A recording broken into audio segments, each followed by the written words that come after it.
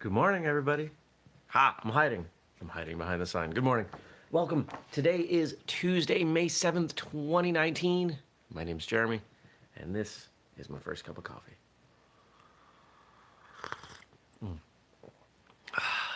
It's in a Styracosaurus mug. I don't care. I still like dinosaurs. Dinosaurs are awesome. All right, so, hey, that's a little bit too close. Let's back that up. I hope you had a great day yesterday. I'm going to be honest. I didn't. Yesterday was kind of rough. Some client stuff still is not going very well. Good morning, Casper. And my new car at 1,100 miles is in the shop for an undetermined amount of time due to some odd, I suspect, electrical things. So, yeah. So that's kind of rough. I was supposed to head out, do some filming with Master Simon Schur. Some of you may know him. He's been on the show. He's become a good friend. I was going to drive down his way, and we were going to do some filming for a couple fun ideas that we were kicking around. But he has graciously let me know he's okay with rescheduling because I'm not a good spot to do filming on things that are fun and funny.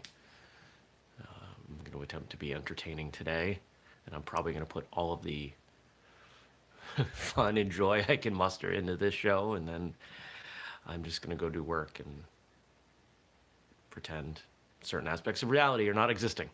Because if you can't change it, you got to accept it. And right now I'm in denial. So, well, other than that, let's see what was yesterday. Yesterday was Monday. Lots of meetings, lots of driving around, lots of craziness. I am still sore from Monday's CrossFit competition, so there was no working out beyond a little bit here at home. Just email and projects and just working on stuff. But it's good. It's good. It's not. It's okay. What's going on today? Well, now that I have the day without the things I had originally planned on, the immense pile of things I did not get to yesterday is on tap for today. I am hopeful that I can get it all done. I'm probably going to. You know what I'm probably going to do? Let's see. I'm going to come up with a reward for myself. Something I wouldn't normally do. Something, it'll be small, but I'll gamify today. Can I get everything on my calendar today done? If I can, I'm going to something. I don't know what. Sometimes you got to have rewards. Sometimes you have to have something that you're looking forward to. I don't know about you, but whenever I schedule a vacation, whenever I book it, doesn't matter how far out it is, I feel better. I've booked vacations 6-8 months in advance. And while I don't just forget about the time in between, you know, I feel pretty strongly you shouldn't only look far out. And I just gesture with my hand off camera. Look far. That's weird. You shouldn't only look far out in advance. You should, enjoy the days that you have. But it doesn't mean that the knowledge of something changing and something joyful coming down the line doesn't change where you're at today. So we had 4 questions coming yesterday from 2 of you. Not 8 total, 4 total from 2 total people. Feel free to ask me questions. Drop them below. I like answering questions. This is fun. This is what I've always wanted this show to be. All right, so first question. Is the Taekwondo school I train at ITF or WTF? For those of you that don't know those terms, ITF, International Taekwondo Federation, that is the style that General Choi, towards the end of his time in training, kind of splintered off from the rest of Taekwondo, which became WTF, now known as WT, World Taekwondo. What you see in the Olympics is WT. The forms look closer to their Japanese roots. ITF uses the point sparring model that most open tournaments use. So there's similarities on both sides. It's an ITF school, but my instructor holds rank in both. So we get a little bit of influence there from WT, and honestly, he was a karate practitioner before he did Taekwondo, so that's probably why we get along so well. Because some of the stuff in ITF, the sine wave, not my jam. All right. Can humility be taught? Oof. Should have saved that one for the end.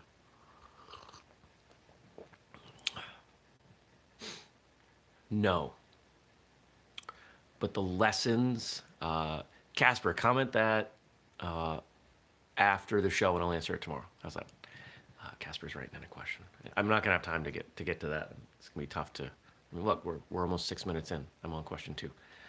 I don't think you can teach someone to be humble. You can teach them to fake humble, to act humbly. But just as you can't teach someone to respect someone else, you can teach the actions. But what can you teach? You can help them connect the dots. You can help them understand. If you want someone to be humble, you can show them the behavior. You can show them what humility looks like. You can show them what arrogance looks like. Most people, when they're around arrogance, don't like it. They don't appreciate it. They don't want to be there. So, I'm imagining we're talking to a child here. To get them to see the difference between confidence and taking some happiness from being good at something with, the other side of the spectrum is arrogance. I think a lot more people need to learn it. I think a lot of more people need that lesson. I'm the first to admit there are some things that I am genuinely humble about. There are some things that I am only outwardly humble about. There are some things that I feel that I do really, really well that some would call arrogant. And I've just learned how to talk about those things. I don't. At the end of the day, I don't want to offend anyone. I don't want to treat anyone poorly. But as an entrepreneur, as the guy who does these things at Whistlekick, there are certain things that I have to believe I can do better than anyone else.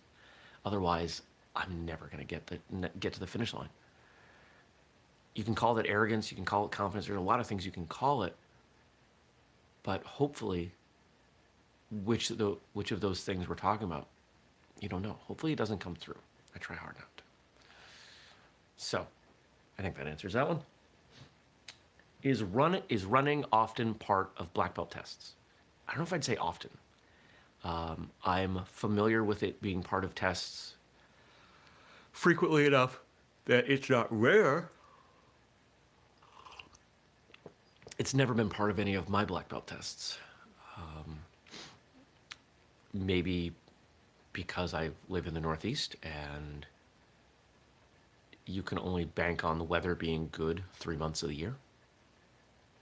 If you're for those of you that don't live up here, if you're planning ahead on an event, the only months that you can be sure that it's not going to be really cold and snowy are June, July, and August.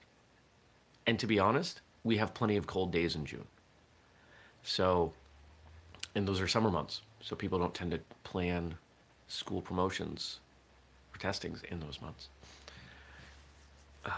I do know some schools that will have running as part of their testing regardless of the time of year. But those have never been mine. Do I think running as part of testing is a good idea? It can be. It depends on what you're trying to test with it.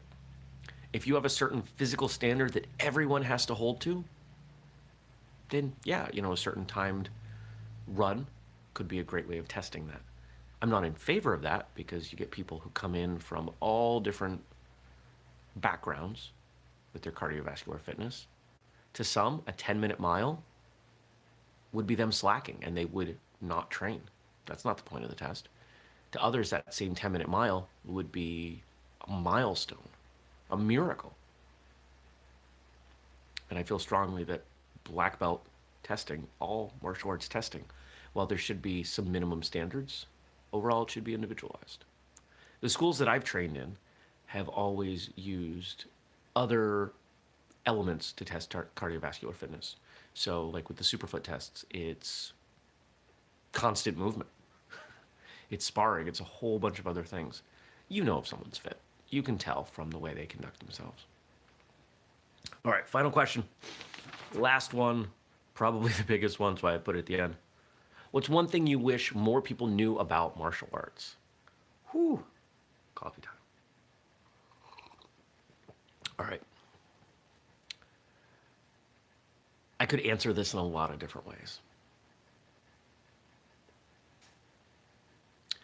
If we're talking about people outside of martial arts, I wish people outside of martial arts knew that what they see on television and in movies, whether it's mixed martial arts or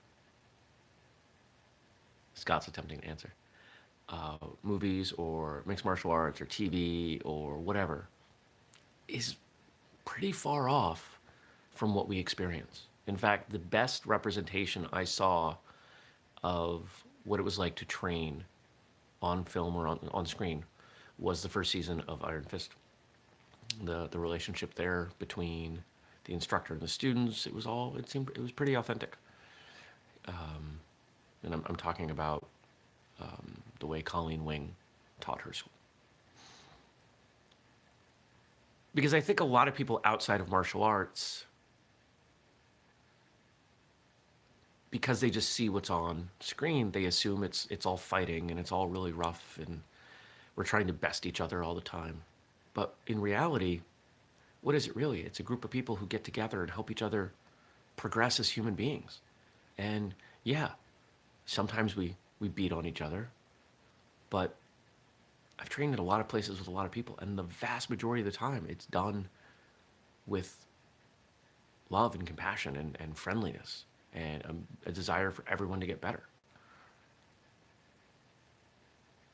What do I wish more people inside the martial arts knew about martial arts? That it's about the process.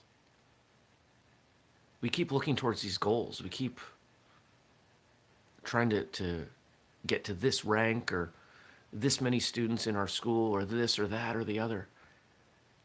And it's a process. It's meditation. No one meditates to get to the end of meditation. That's not the point. You meditate for the process of enjoying being in that moment. And that's what martial arts is. Wherever you're at, that's where you're supposed to be. And the idea that you should accelerate through that unnecessarily it's silly. If you're at an uncomfortable place, it's time to find some comfort in that discomfort.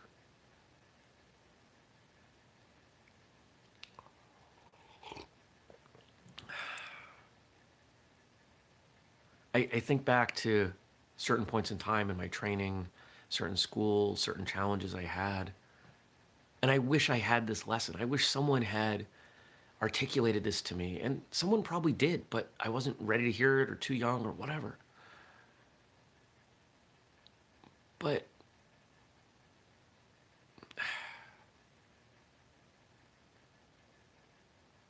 there's a lot of growth there.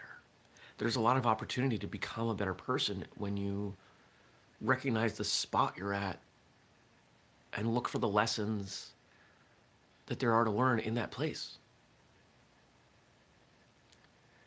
If you notice that I drifted off for a couple seconds, I have these moments when I talk to all of you on this show,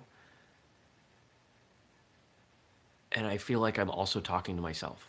I mentioned at the top of the show, I'm having a challenging week. There's no reason I can't find some lessons in the discomfort. What's happening here? What can I learn?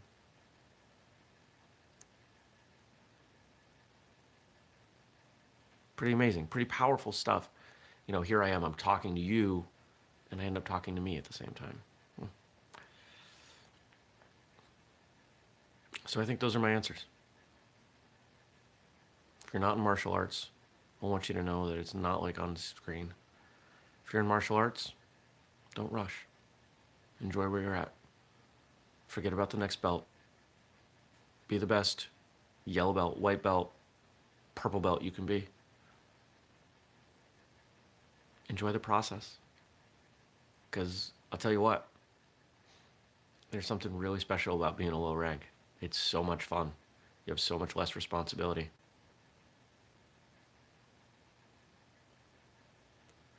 Stacy writes, you always talk to us and you. It's part of what makes this show special. Thank you, Stacy.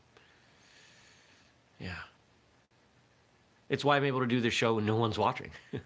We have those once in a while. Still got to talk. I talk to myself all the time. So, yeah. I hope you have a great day. I hope you contemplate where you're at in life. Training, not training, everything. What are the lessons that life is trying to teach you right now? Are you ignoring them? Are you embracing them? Are you trying to figure them out? Don't forget, we do the show every weekday morning, 6:30 a.m. Eastern, right here on YouTube. And if you want to leave a question or a comment, drop it below on the show, and I will answer it tomorrow. If you're listening later, you can do so at firstcupwithjeremy.com or in your podcast feeds. And if you're doing it that way and you want to leave a comment or a question, the best way is to email me, jeremy@whistlekick.com. Right now, I'm way behind on email. I'm hoping to catch up on that today. No, I will. I will catch up on that today. Don't forget Martial Arts Radio, whistlekickmartialartsradio.com, or here on YouTube. And if you're enjoying this show, share it with someone. Please, help the shows grow. Help me justify this time. Nah, I'm not going to lie. I'm going to keep doing this. It's too helpful for me. If only one of you was watching, I'll keep doing it. But the show's growing, so that's kind of fun.